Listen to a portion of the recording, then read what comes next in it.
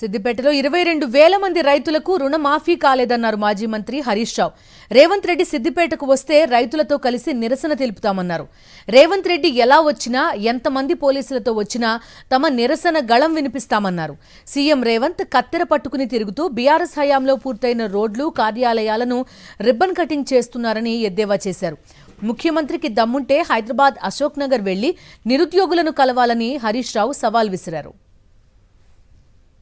రుణమాఫీ చేయలేయాల నేను అనుకుంటున్నా ఇదికి వస్తాడేమో నంగునూరుకు మొత్తం రుణమాఫీ కానీ రైతులందరినీ పట్టేసి అడిగిపిద్దాం అనుకుంటున్నా. ఒక సిద్దిపేట కాన్స్టిట్యున్సీలో 22,000 మందికి రుణమాఫీ కాలే. 22,000 మందికి రుణమాఫీ కాలే. రేవంత్ రెడ్డికి వచ్చు కదా బాగుండు, ఆ రుణమాఫీ కానోళ్ళని 22,000 మందిని పట్టుకొని ఇక్కడికి వచ్చి అడుగుదాం అనుకుంటున్నాను. అయిపోయిందంటుంది కదా, దేవుని మీద ఒట్టు పెట్టింది కదా.